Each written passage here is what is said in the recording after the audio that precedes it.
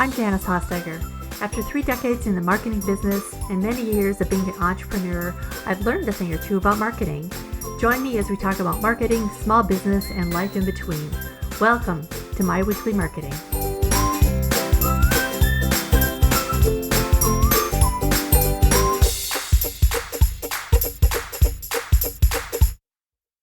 The word brand gets tossed around a lot in business circles, but what does it really mean? It's hard to define what your brand is, but we all know a well-branded company when we see one, right? We can all recognize a Starbucks from a McDonald's, a Disney from a Netflix, but how do you define your own brand? And that's what my guest today, Kylie Kullack, is going to talk about. Kylie is the head of client engagement for Struck. Struck is a branding agency that works with companies to boost brand awareness, engagement, and growth. She's got some great branding tips to share with us today. So let's jump into my conversation with Kylie. Well, hey, Kylie, how are you today? I'm doing very well. Thank you for having me. I get giddy about the topic of branding. But before we get into the details, we all start somewhere. So tell me how you got into branding, got into this world. Sure. Thank you. Yes, I love branding and could talk about branding all day long. Once you get into this world, it's so interesting because you see elements of it every day and it just Mm-hmm. sparks conversation and who's doing it well, who isn't doing it well. So, yes, great appreciation for the importance of branding. Thrilled to be here. I started in the advertising agency world, originally from New York City. Kind of went through the ranks on the agency side in Manhattan, more on the media planning and buying side. So, where you invest your marketing dollars. And then my now husband and I decided to take a leap of faith and get a little bit of a change of pace and try living in Park City, Utah for a year. And now we're coming up on 13 years. Definitely a great shift in lifestyle and kind of prioritization of work-life balance. And I've been the head of client engagement at my current agency, Struck, for the last 13 years, where we really focus on the importance of brand, but ensuring that your brand is communicated effectively through all of the channels. And we can talk a little bit about that a little bit later. And in my role, oversee kind of our client engagements, ensuring that we're understanding from our clients' perspective what their biggest challenges are and how we can bring value as an agency partner in helping them achieve their goals and building roadmaps and kind of tactical plans on how they can do that. But then also employing the right strategic kind of tools and initiatives to help them achieve that and also measure once they've engaged with us, because the last thing we want is for our clients to come to us and, with lofty goals and say we can help them achieve them, but not actually track that or measure that on the back end. Well, lots of questions about that one. But before we jump into that, so a lot of my clients, and I would say people in general, I think brand seems sort of like this nebulous thing. And I know that Jeff Bezos is widely reported to have said, your brand is what other people say about you when you're not in the room. Is there more to a brand than that? Like, how would you define brand if you could do it like in a sentence? Not to put you Yeah, on the I spot would. here. No, you're fine. I would say I would add to what Jeff said in terms of your brand should be a personification of an individual, right? How can you articulate Mm, who and what this brand is if it was a person? Your brand is not just your logo or your logo mark, right? It is how your customers or potential customers interact with you, perceive you, and then what their experience is throughout that process.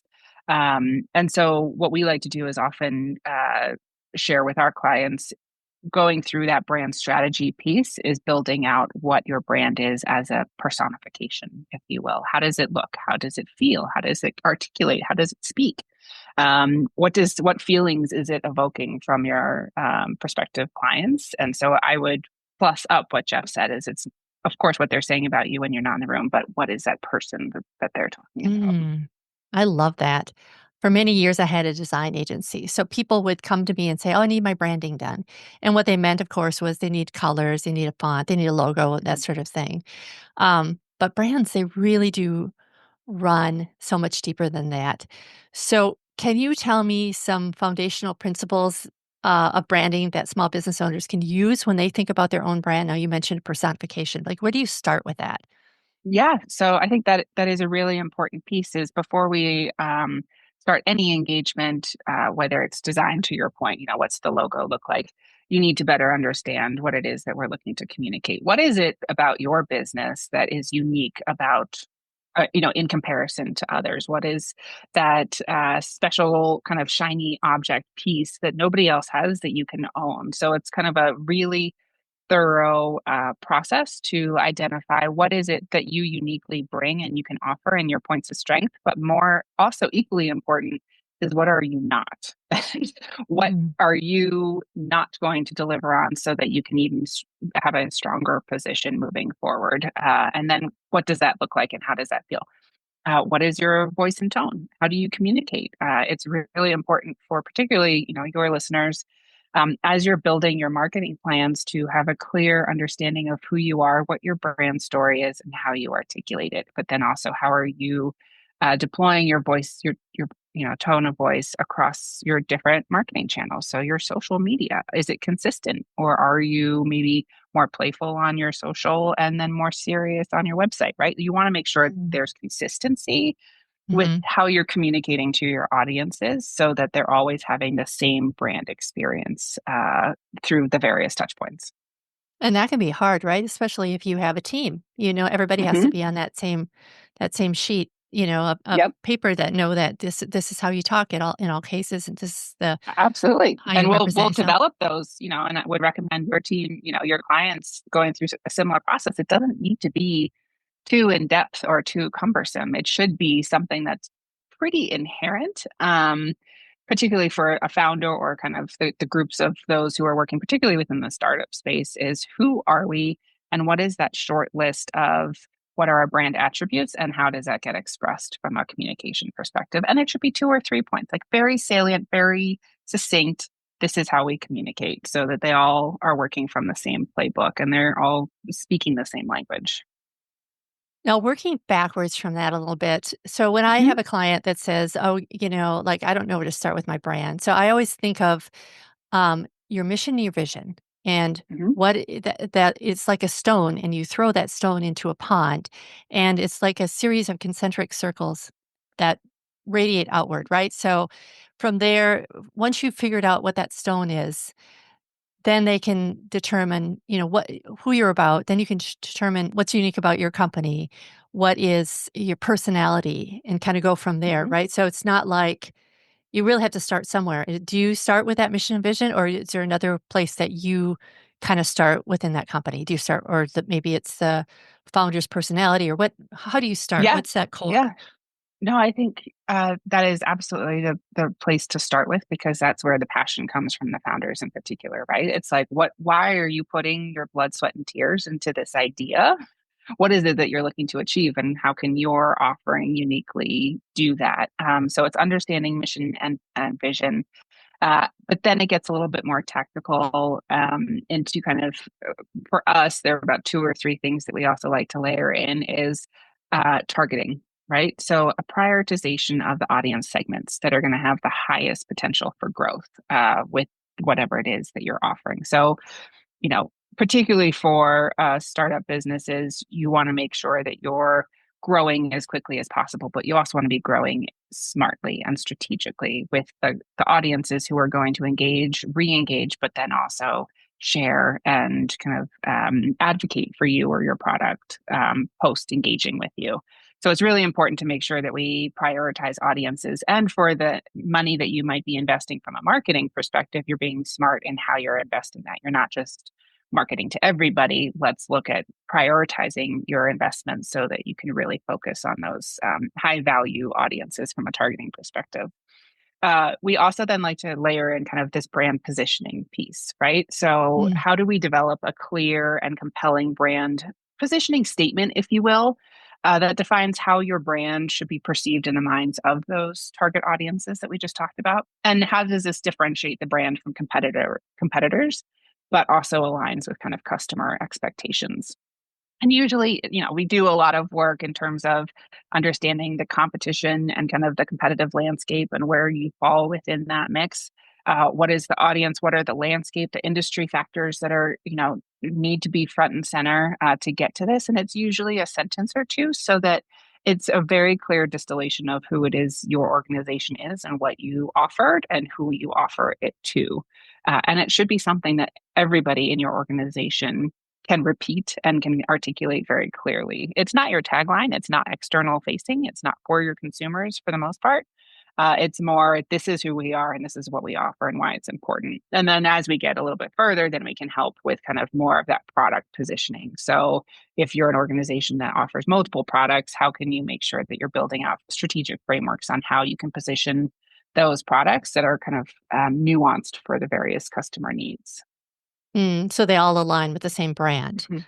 Yes. Okay. All right. Are there instances where a company will kind of offshoot and kind of go with a separate brand for separate product or separate lines of Yes. products? Hmm. Yes, absolutely. And we definitely recommend that in making sure that as you're looking through, if you're an organization that has multiple different products, kind of going through a brand architecture process and really defining that organization of your products and services to help ensure clarity, consistency, and kind of synergy across all the various brand touch points, right? So if you have a house of brands versus a Hmm. branded house, how Hmm. can you make sure that you're very clear in articulating the various products all live under a specific brand?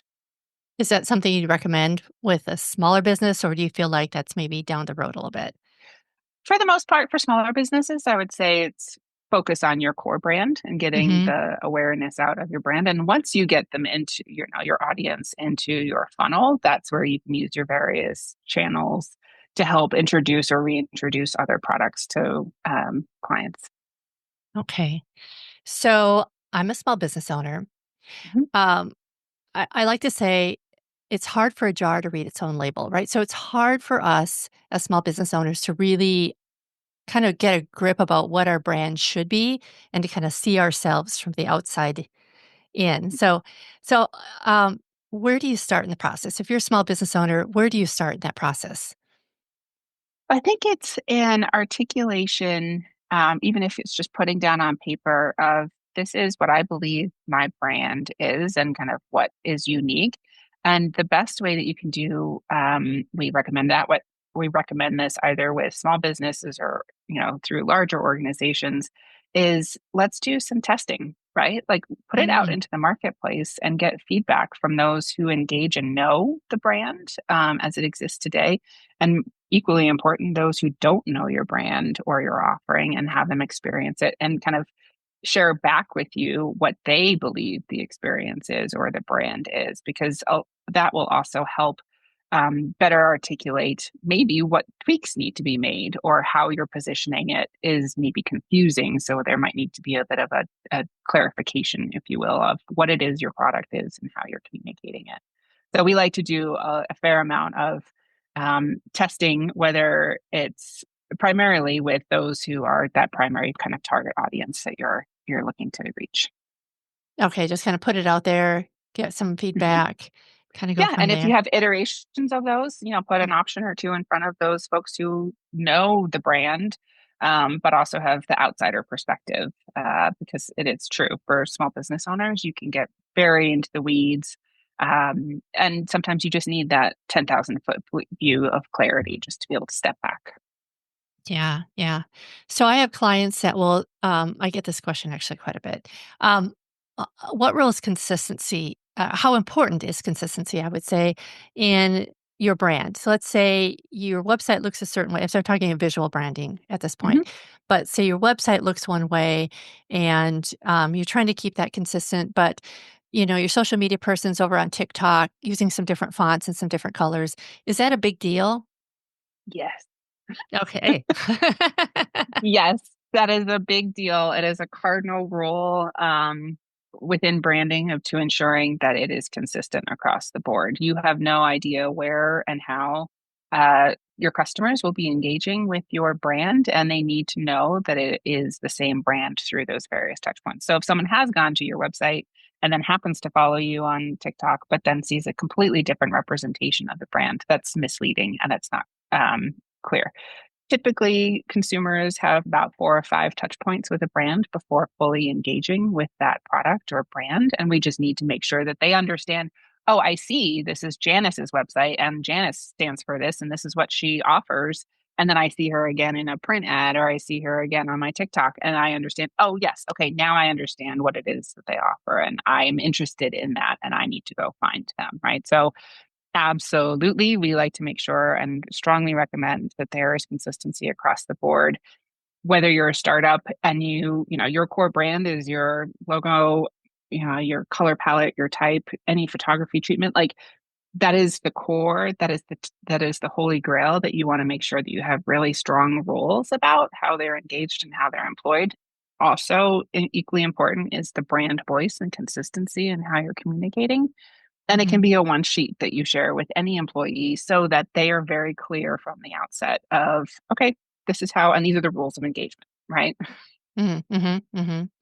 Yeah, that's a good way of putting it too. Anything from like the logo you have on a pen to the way people pick up the phone and answer it and and how helpful well, even if you look at retail locations, if you go into Mhm. say Bath and Body Works, they all smell the same. So they put a great deal of thought and time and energy into making sure that there's this consistency between what you see online, what you see in their digital marketing and their advertising, their social media, to right down to their storefronts and or Trader Joe's is another good way. I think Yeah, if I go to any Trader Joe's, the cashiers are chatty and friendly and down to earth, and that's part of their brand. So, absolutely. yeah. So, I mean, I think we don't really need to be a big corporation to start implementing some of that. It can be something that any small business can do, and I know what the audience is going to say is like if you have the time, right? So, but I think that this is probably important to for anyone, at least initially, to do and keep up with it and keep track of it. Absolutely. And, we are such big believers in brand and how your brand is communicated. One of the unique things about Struck is that, we are unique in that we have a very robust kind of branded environment entity within our organization, right? So to that retail point, we work with a lot of organizations, whether it's your lobby experience to, a full on headquarters or retail experience. How do you ensure that you're bringing the brand to life in an authentic way, but a consistent way so that, you have that same nuance of walking into Trader Joe's and I know what I'm going to expect. There shouldn't be surprises there, right? Because that's the Right. brand that you know and love, and that's why you chose Trader Joe's over a competitor. Right. Right. Good point. How do, or maybe they don't, but how do branding efforts kind of contribute to customer loyalty and repeat business for small business? It's probably just what you said, right? Kind of like what it's going to be, therefore. Mhm. Yeah, and you want to ensure that there is the experience that they go through for their first purchase cycle is consistent across the board. But to your point, the components that you can put into play from a CRM perspective, and kind of once you have customers within your database, how are you consistently communicating to them and following up with them and executing on that brand vision, even when you don't have them necessarily on your website purchasing or in your retail experience purchasing your product. Hmm, good And point. to your point, I think you had said, when you have the time, I we believe that the most important investment for a new company or organization who's really investing in marketing and trying to get their product out there, this is the foundational piece, right? This is how Hmm. you define success moving forward, and having a strong brand. And it doesn't have to be complex, it doesn't have to be a huge lift, right? But if you have that one pager of this is who we are, this is what we offer, this is why we're unique, and this is how we differ from competitors, this is how we communicate, and this is our brand, within all of our key channels, that helps you scale considerably. And putting the time into something like that is invaluable and helps you scale. And as you bring on more employees, there's a playbook from which everybody's working from. And it should be revisited, right? And because a brand shouldn't sit on a shelf. Once it's set, you don't forget it. A brand is, as I said, a person, right? It's a living, breathing Mm, thing. So how do you make sure that as you grow and evolve, that you're ensuring that you're readdressing kind of that one sheeter, if you will, of who it is this brand is and how it's being communicated.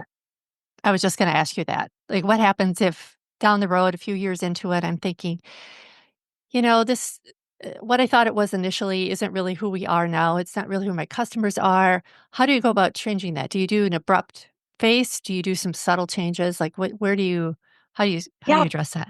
Yeah, I think you have to evaluate the market opportunity, right? If you're seeing that an abrupt change would dramatically, and you might see a dramatic increase in sales by making that shift, that is something that is a very viable option. If you think it's a slower burn, then you need to better understand kind of the marketplace and the impact some of these changes might have. It as a sound way, particularly from a smaller business perspective, is to start testing the waters and seeing kind of if you're getting more of a response on, let's say, this new product offering or this shifted tone, and then you can start to implement across the board. Another key thing I think is, making sure, I mean, you were talking about SEO before, and particularly for small businesses, yes, revenue sales is kind of success metric number one, right? Yeah, has to is be. is this working or is it not, right? But as you're growing, is also identifying kind of what are those one or two other metrics that you want to keep an eye on that you can measure to see if you are getting the traction that you're looking for. And in this day and age, it's just so overwhelming how many different metrics you can track, and it's just like data overload, right? And you can get lost Totally. in analysis paralysis, right? And this happens with our large entertainment global clients, right? Like they have so many different data points that they're looking at that they're not actually making strategic decisions because they don't understand which one is the most important. And what we like to always counsel our clients is there are two or three major metrics that you need to focus on. Of course, pay attention to the other ones, but you need to keep your eye on the prize with kind of those top two or three metrics and define how you're going to be measuring them, so that you can really kind of adjust in your business model if you need to, or product offering if you need to. And what are those metrics? I mean, of course, sales, particularly for smaller organizations, it's brand awareness, right? So how do people even know about you?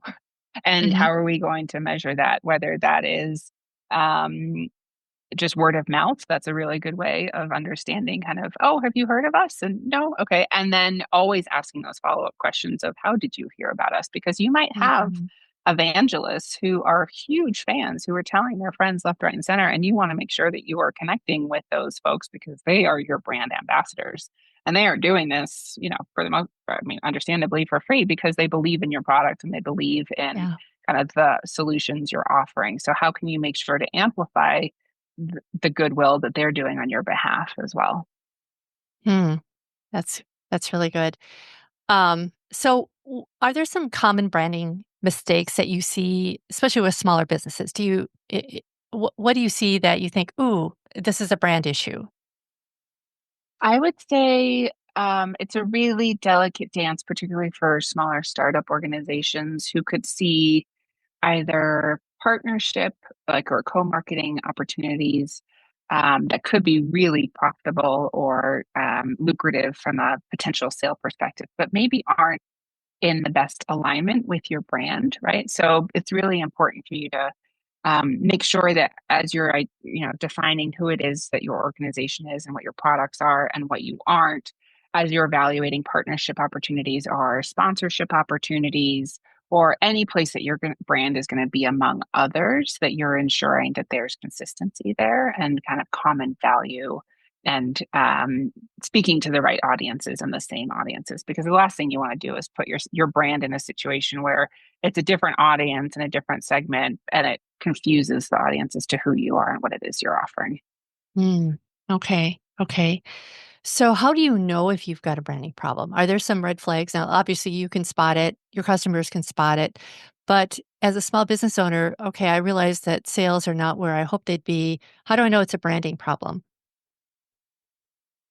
Uh, I think a really good way that you could do that is to ask a handful of folks who know your product and those who don't, to give you some feedback on your product. And very quick 2 or 3 questions of, what is it that I do and what is it that my company offers, and just elicit really direct feedback. And if there is inconsistency across the board, then you have a brand problem. It's so interesting, right? Like, you don't have to have huge budgets, particularly for small businesses, right? Like, every investment that you make is one that needs to be really considered. But there are some ways that you can make some decisions and get some information that are not all that costly. And also, the rise of AI is also really helpful from a small business perspective. How can you leverage tools out there that can help you propel and kind of move your marketing efforts forward in a smart way? And so, whether it's a survey that you put together on SurveyMonkey and send it out to 20 people that know engage with your product and don't, and ask a very number of questions of what is it this brand is, what is it that we do, what is our offering. That's really cost efficient, and it can give you a lot of information on how folks are interacting and engaging with your product. Oh, that's really, really smart. Thank you. Yeah. Kylie, thank you so much for all this that you shared with us today. How can people find out more about you? You can find me on LinkedIn, Kylie Kullack. I'm sure we'll post something so you can sell it. My last name's a little tricky to find, but Yes. on LinkedIn, but also at struck.com. We also have a form there as well. Okay. Well, thank you so much, Kylie. I appreciate you taking the time to talk with us today. It's been a pleasure to be here. Thanks, Janice. I hope our episode left you feeling fired up about taking your brand from generic to uniquely you. Remember, your brand is so much more than a logo or a catchy tagline. It's how you make people feel, how you show up consistently, and how you connect with your audience. For more information about Kylie or anything we talked about today, visit myweeklymmarketing.com/104. If today's tips gave you some light bulb moments, I'd love to hear about them. DM me on Instagram at Janice Hosteiger Marketing and share your biggest takeaway. And hey, if you're feeling extra generous, share this episode with a fellow business owner who's working on nailing their own brand. Also, make sure you're subscribed so you don't miss any future episodes. We've got some great guests lined up that you'll definitely want to hear from. Thank you so much for joining me today. See you next time. Bye for now.